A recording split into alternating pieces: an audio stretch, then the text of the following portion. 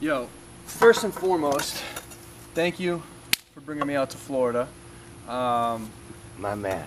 Yeah, I appreciate it. So, first thing I just like, there's a whole lot I want to talk about with like Brady's Bunch and how it started and the story behind it. But this weekend seems to be a little bit unique, right? So it's like, because it's not really, we're not doing An event. right. It's more of an event than than a tournament or anything like Correct. that, right? So what about this weekend are you kind of excited about? And and you know what's the other question? So what are you excited about, and what is unique about this weekend, in your opinion? Excuse me. First of all, thank you so much for taking time out of your schedule to come to this. You're welcome, man. I know you've been around lacrosse a lot of time. And like I tell everybody, it doesn't matter what level you play lacrosse at, there's no experience in the world like Brady's Bunch. You and I've never met. Straight text. Then, after you believed in this program, we then spoke on the phone. Yep. So thank you so much for believing. Dude, So, of course, man. That was the easiest part.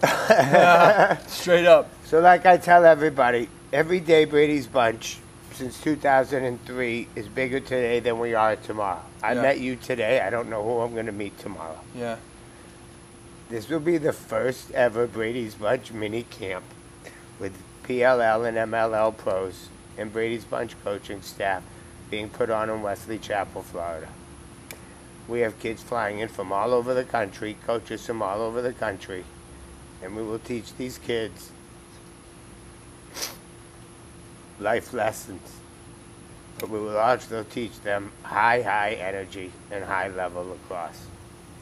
Excited is an understatement. Undescribable what I am.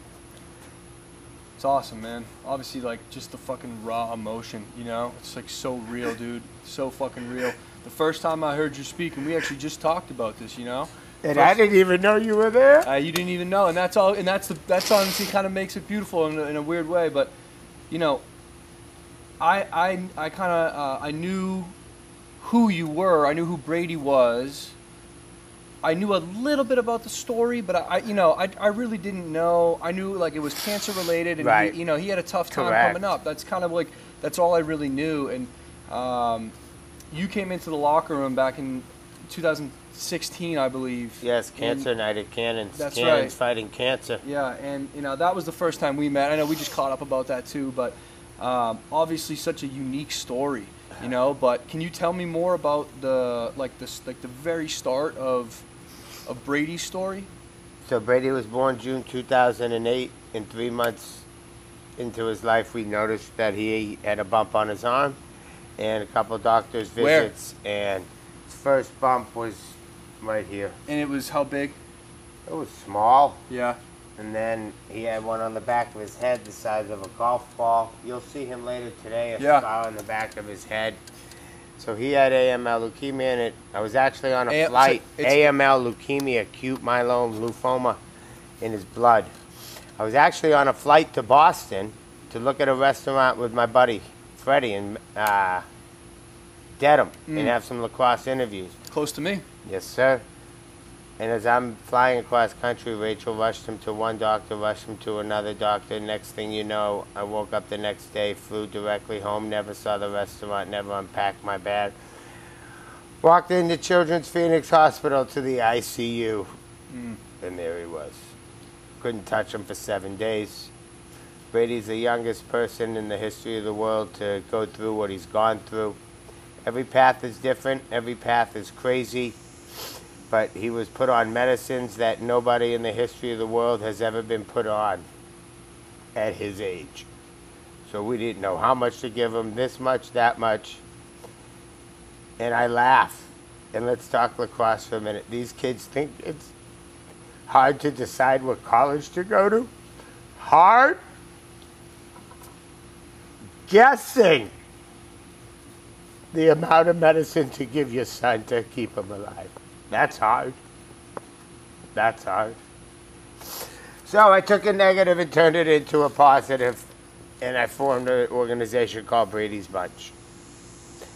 We are a registered 501c nonprofit lacrosse organization that travels the country and raises money for families with medical expenses fighting cancer. Never had the same team twice, never had a practice. Our goal is to coach So every unique. kid in America once. Wow, I love that goal. That's actually so incredibly like hitting home for me on obviously multiple fronts. But what you just said is to the core of what I also want to be doing. Like my desire is always predicated upon the impact that I'd like to make, and so far it's mostly been focused on developing the skill set of lacrosse players, and now it's a little bit more so coaches as well. But the psychological side of the development process for both children and adults alike is, so fascinating on so many fronts, but it seems like it aligns with the message that you're delivering and able to teach an incredible and unmatched level of gratitude and perspective, just like that. And that's incredibly powerful for a young kid that, maybe he's gone through some hard times, but just that one drop of realization that, look, man, like someone's always got it worse than you. Oh, yeah. And it's very real. Is so like it's a lesson I wish I learned sooner in life. Put it that way. And I wish I wasn't the one teaching it, but I'm glad to teach it. But I'm glad to teach it. It's the right thing to do, man. You're going with your gut. I'm glad. But like you said, bang, like that. Mm-hmm. I tell every parent you're one phone call away from your entire life being turned upside down. Parents don't bring their kids to the hospitals because they're scared of the bad news. We don't bring Brady to the hospital. Are we sitting here today? Maybe. But you bring a valid point. Probably not, bud. We're probably not sitting here today. It's a silver lining. You can find the good. So you take negatives and turn it into a positive. There's two roads to go, bro, and this is how I go. And like I said, our goal is to coach every kid in America once and teach them life lessons. And if you catch the ball in the crease and score, we give you a high five. If you catch the ball in the crease and don't score, we give you a high five and a hug. If I cared about winning, I'd have tryouts, practices, and film. Just sign up. It's not the goal. Just sign up. It is what it is. It is what it is. And I talked to this a little bit about, I talked about this same topic with Matt Gibson recently on a podcast. Yes, sir. And it has to do with just the overall landscape of opportunities for lacrosse. As an up-and-coming player, you've got your town program, you've got club options, you've got camps and clinics, maybe private lessons, and then there's events. And it's like, what does that really mean? For me, events seemed like, and I think for the most part they still are, the tournament itself that also has some sort of a secondary piece to it that makes it a really fun experience and everyone has a good time. But the ripple effect that club lacrosse has on the state of lacrosse is, in my opinion, in a lot of cases on the wrong side. It's negative because of that jealousy, the who makes what team, who gets the most playing time, who gets switched from attack, and these kids are in 3rd, 4th, 5th, 6th, 7th grade, and so obviously we see the negative in that, yet we still consistently get caught up in it. And so, like, for me personally, like, I have tried to position myself as another option that has nothing to do with that whole system. It's a separate entity, because we need these kids to understand that it's not about making that top team. It's about understanding what your goals are. If you're the type of kid that truly because you want to, not because your parents think it's cool, that you want to be on that top team and you're putting in the work to get there, then I commend you. But I can't tell you how many times and how many countless stories there are of athletes burning out because they're not the ones who really want to be on that top team. It's their parents that want them to be there. And it creates this extreme, unnecessary tension to think that you need to take that track because other people do. You could easily develop later in high school, maybe even pick the game up later in high school, really refine your skill set, go to a couple prospect days or showcases. Correct. And make it to the top level. That many people have that story too, and I think that that's not talked about enough because kids need to know that, and more so parents need to understand that there's a spectrum of how your kid could get there, and it's about him really asking himself the hard questions, not looking at what other kids are doing. So like you said, Coach, there's so many answers I could give right now, and like you said, you could develop later. Fastest shot in the PLL this year was Jared Newman. I think he picked up a stick. Former teammate of mine. Picked up a stick at maybe Bridgeton Academy because he had to play 2 sports. That's right. Okay, so I've been around since 2003, and there's triple to 5 to 7 times more lacrosse businesses today than there were then. And what do I mean by a business? A club team is a lacrosse business. Yep. I chose to be a charity. The pressure comes from everywhere, and it starts a lot from mom and dad. It starts from a lot, how good is your buddy? And the bottom line, like you said, you have to mourn it yourself, and you have to worry about yourself and decide what you want to do. The other thing that I ask a lot of parents is this: how much money have you spent on tutoring? You're about $10,000 to $20,000, $30,000 into lacrosse travel and expenses, and you spent $500 on a tutor. Right. All the boys dream Division I, go for it. All the boys scholarships, go for it.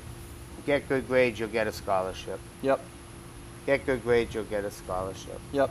And I think that's interesting too. I think it's starting to get better as far as kids. Well, because the NCAA changed that rule a little bit, but even still, and like playing D1 is like you have a job. But here's the deal: like, playing D1 starts in 8th grade. Right, right. No. Division I starts in 8th grade. Well, think about it. I just say Duke just because. Yeah. Don't you think every single player at Duke was the best in 8th grade on their 8th grade team? Every single player at Maryland. The top 10 teams in the country in 8th grade. Yeah, well, they get those top recruits. Every single one that's played at Duke. Miles Jones was probably the best 8th grader in his town. For sure. Right? And so on and so such. Yep. In 8th grade, they started working to get to Duke. Right. You see what I'm saying? Not freaking third. Right. So, if you're the best 8th grader out there now, are you the best because you're bigger than everyone? Yeah. Are you the best because you're faster than everyone? Or are you just flat out the best lacrosse player? And that's actually... Because everything catches up with you by the time you get to college. Right. You're all the same age or even older. Yep, I agree. And what that makes me think about from a coaching perspective, and this is really important for kids to understand, and I don't think it's talked about at all, really, which is you say someone's good or bad when you watch them, right? Yep. What you don't understand is that's a moment in time. Correct. So I can't tell you how many conversations I've heard of athletes talking about, hey, what do you think about that kid? What do you think about that kid? It's what we talk about. We don't even think about it. We're just, shooting the shit with the guys. Correct. But by defining players, right, because of what we've seen in moments, sometimes multiple moments, sure, but a lot of times just one or two, and we have that image in our head, we completely disregard the rate of development. Some kids burst into greatness in comparison to their peers at that middle school level, they're great, right? But then when they hit 12th grade, they've only gotten a little bit better. Correct. What about the kid that was half as good as him in 8th grade, but then by 11th grade, he figured something out, and he jumped way up. And so it's just like, I just want these kids to understand that, like, look, whatever you think you are right now doesn't matter, because if you know where you'd like to get to, then you need to focus on your rate of development. Greatest face-off, no offense to anyone, this is what they say, is who? Baptista? He was going to a Division III school, went to one camp like his last summer, end of conversation. Mm-hmm. Okay, now, there's that. So there's all those types of stories. But like you said, why would a freshman or sophomore go to a prospect day or a camp, not like play with Brady's Bunch or play with your local team and go to, say, the Denver shootout or the Vail shootout or this, that. Not those. Those are their own bird. But why would a freshman or sophomore go to a recruiting event at that age? Here's my theory. If you're a freshman and sophomore and you think you're that good to play at that school at that age, why don't you wait till you develop and you're really, really good? Because here's the deal. If you go there and you're bad, you have no shot of going to that school ever again, so you're off the list. If you go there and you do really good, what does it really mean? They can't sign you. They can't offer you anything. That means you and the coach can be friends for a little bit while. Parents need to focus on school, school, school, doing what is convenient for them, and then as they get older, yes, there's paths to go, and you have to have someone in your corner that knows what they're doing. Agreed.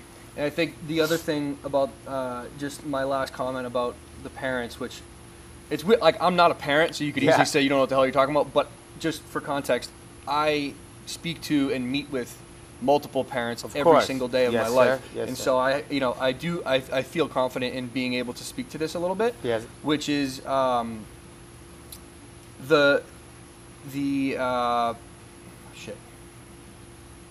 What were we just talking about? We're talking about like getting recruited and the pressure and the parents like running the kid all over the country at a young age to try to get recruited. So my thought is, or my observation is, we can easily get into the mistake of like wanting to be able to tell our friends. But that's the way the whole world is. The whole world. Yep. The whole world. And it's like you see that everywhere, obviously. Right. But when it's in a sport, it just, from my perspective, it's just like a gleaming opportunity for a lowered stress level for a lot of parents. If they could see that it was happening and gain perspective on it. You know what I mean? Well, they just need to enjoy being there. Yeah.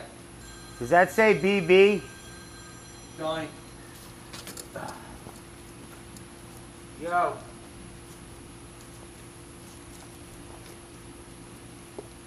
Yeah. Yes, sir.